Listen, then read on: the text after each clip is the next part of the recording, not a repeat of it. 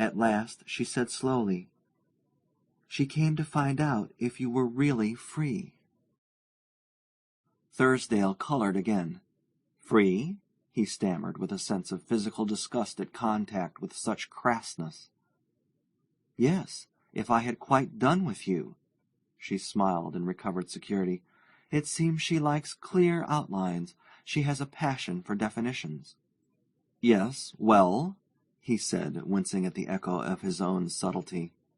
"Well, and when I told her that you had never belonged to me, she wanted me to define my status, to know exactly where I had stood all along." Thursdale sat gazing at her intently. His hand was not yet on the clue. "And even when you had told her that?" "Even when I had told her that I had had no status, that I had never stood anywhere, in any sense she meant," said Mrs. Vervain, slowly. "Even then she wasn't satisfied, it seems." He uttered an uneasy exclamation. "She didn't believe you, you mean?" "I mean that she did believe me, too thoroughly." "Well, then, in God's name, what did she want?" "Something more. Those were the words she used." "Something more? Between you and me? Is it a conundrum?" He laughed awkwardly. "Girls are not what they were in my day. They are no longer forbidden to contemplate the relation of the sexes." "So it seems," he commented. "But since, in this case, there wasn't any—" He broke off, catching the dawn of a revelation in her gaze. "That's just it. The unpardonable offence has been in our not offending." He flung himself down despairingly. "I give it up. What did you tell her?" he burst out with sudden crudeness. "The exact truth. If I had only known," she broke off with a beseeching tenderness, "won't you believe that I would still have lied for you?" "Lied for me? Why on earth should you have lied for either of us?" "To save you, to hide you from her to the last, as I've hidden you from myself all these years." She stood up with a sudden tragic import in her movement. "You believe me capable of that, don't you? If I had only guessed, but I have never known a girl like her. She had the truth out of me with a spring." "The truth that you and I had never—" "Had never in all these years. Oh, she knew why. She measured us both in a flash. She didn't suspect me of having haggled with you. Her words pelted me like hail. He just took what he wanted, sifted and sorted you to his taste, burnt out the gold and left a heap of cinders. And you let him, you let yourself be cut in bits." She mixed her metaphors a little. "Be cut in bits and used or discarded, while all the while every drop of blood in you belonged to him. But he's Shylock, and you have bled to death of the pound of flesh he has cut out of you." "But she despises me the most, you know. Far the most," Mrs. Vervain ended. The words fell strangely on the scented stillness of the room. They seemed out of harmony with its setting of afternoon intimacy, the kind of intimacy on which at any moment a visitor might intrude without perceptibly lowering the atmosphere. It was as though a grand opera singer had strained the acoustics of a private music-room. Thursdale stood up, facing his hostess.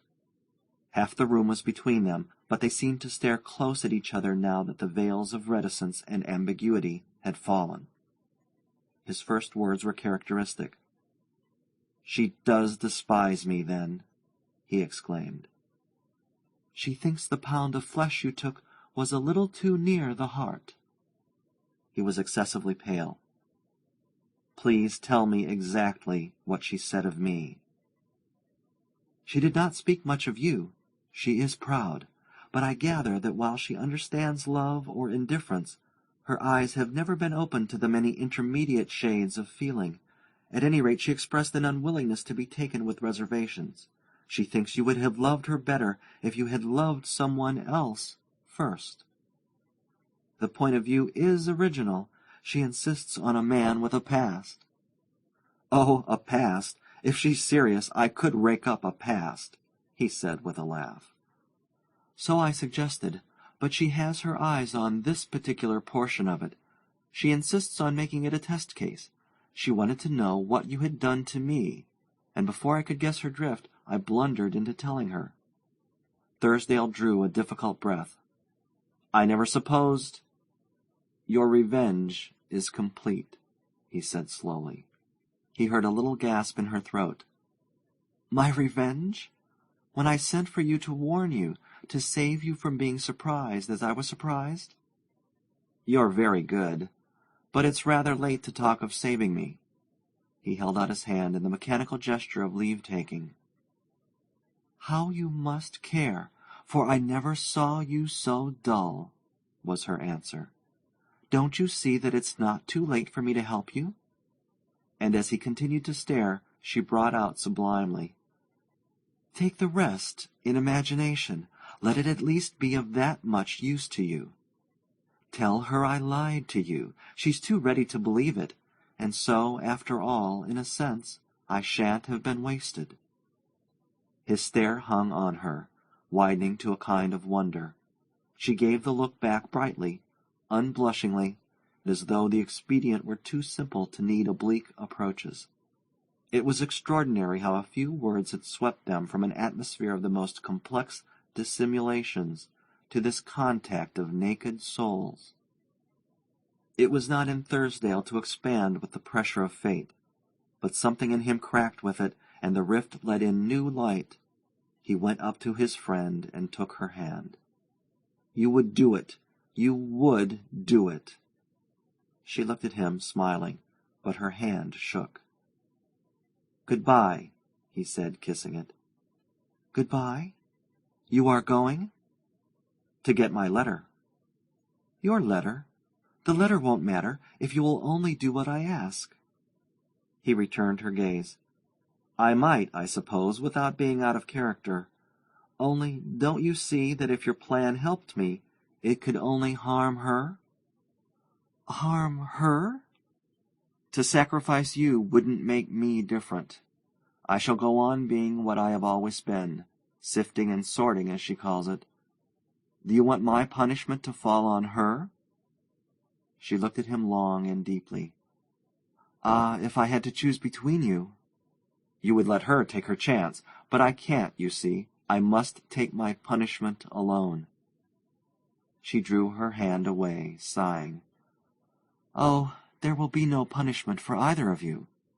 For either of us? There will be the reading of her letter for me. She shook her head with a slight laugh. There will be no letter.